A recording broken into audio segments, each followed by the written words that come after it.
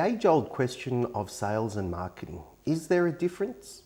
Today, we speak with Pamela Bishop, CMO of Blooms the Chemist, on her opinions of what the differences are. What is your opinion then on the differences between marketing and what marketing does to sales?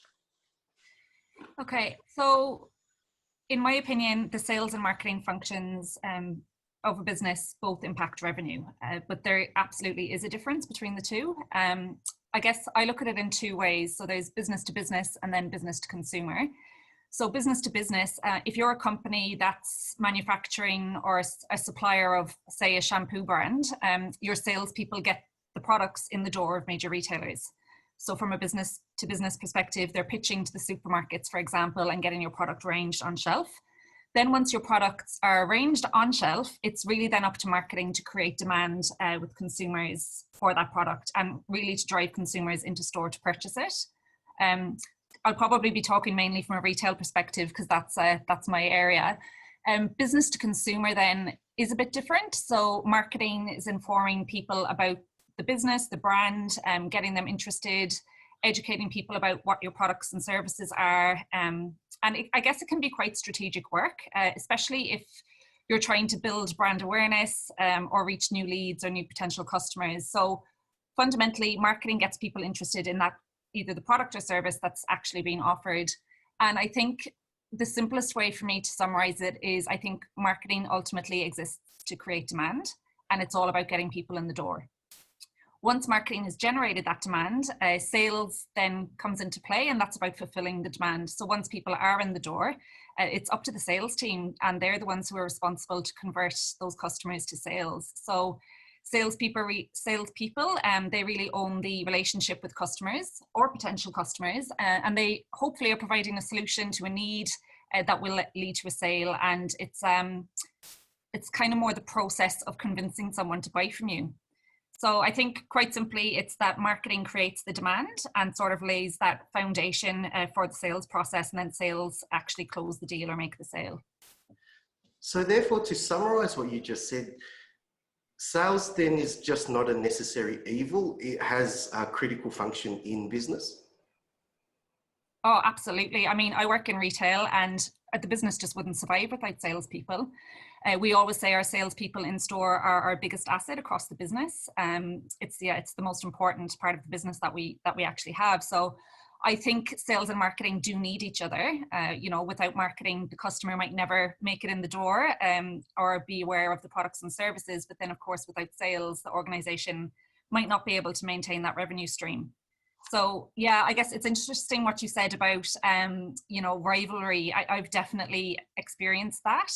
I think in my view that the two functions shouldn't just exist independently of each other in silos. They really do need to work closely together, because sales and marketing are connected and hopefully share a common goal, which would be to attract customers and to actually make a sale. So I think, yeah, both functions are critical, but they have to work together in alignment.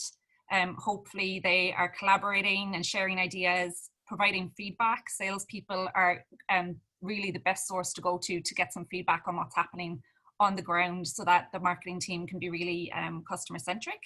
And I think the more and more that those two functions can work together, businesses will see improvements and better results.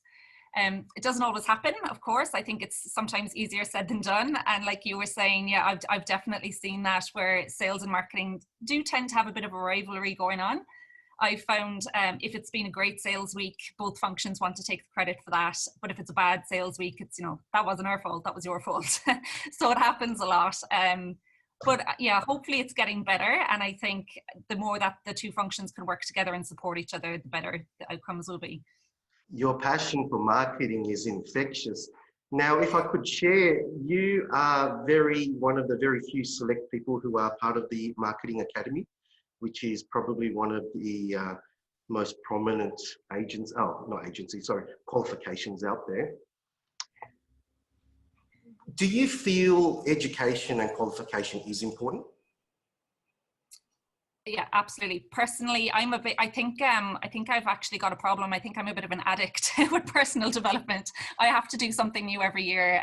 So I really enjoy it, but aside from that, I do think it's really important, and I encourage my team members as much as possible to jump at any opportunity for development that they can, and to really take ownership around their own career development program. And I think it's really important to actually encourage other people to do that as well. Yeah, I'm big on excellence, and involving yourself with other people, like peer groups, and the Marketing Academy is a great example. I'm one of 30 this year, one of the 30 scholars, and I'm actually so grateful that I'm getting to do that program this year, because like I said, COVID-19 has just, I don't think we'll ever see another year like this again, and it's been really nice to have that support group, as well as the opportunity to continue to grow and develop through the professional development that they offer. So I'm big on personal development, and yeah, I always encourage people around me to just try and continually learn and grow as well. The next question, which is a great segue, professional standards. Obviously, professional standards exist for the marketing function. Do you think the same needs to be applied for the sales function?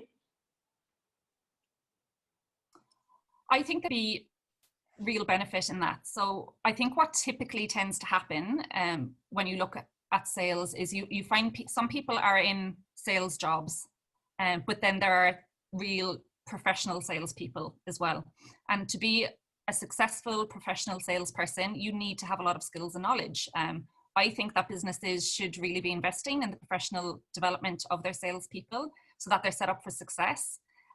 Unfortunately, I think too often, someone is recruited into a sales role and they may not have been given that opportunity for training and development, and it's just not fair. It doesn't set them up for success. So it's really important that businesses are investing that way, and I think salespeople need to have a really good understanding of what the customer actually wants.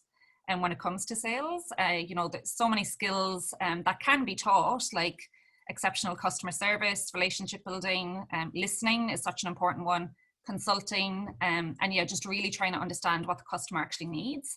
They're all skills that can be taught, and I think they should be. I don't think they always are. So I feel there is a bit of a gap there, particularly when it comes to really understanding what that customer actually wants and needs. And moving forward, I just think that's going to become more and more important, because I think the customer is going to demand it.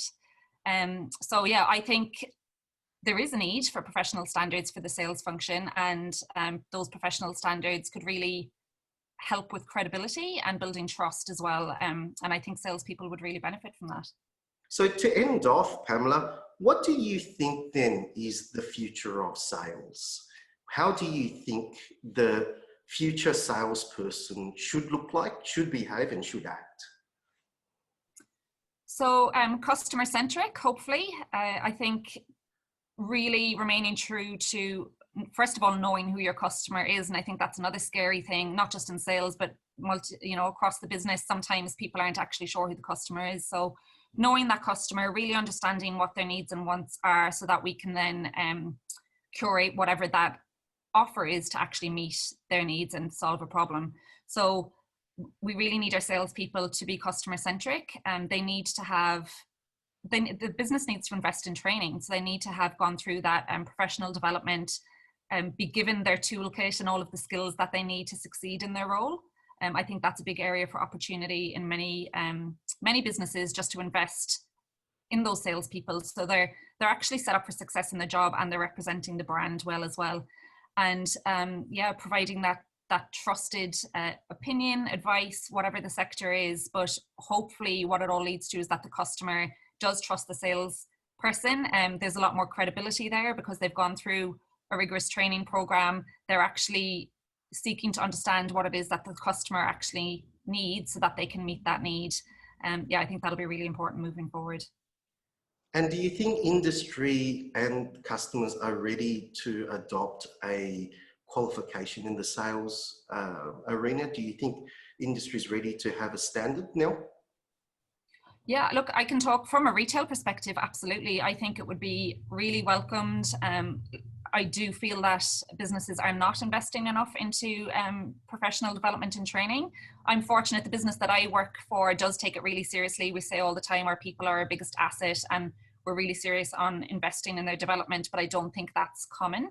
So I think it would be just such a great initiative for salespeople in retail and other industries as well, of course, to help build that credibility, to empower them, to give them the tools that they need to succeed. Yeah, I think it's an excellent idea.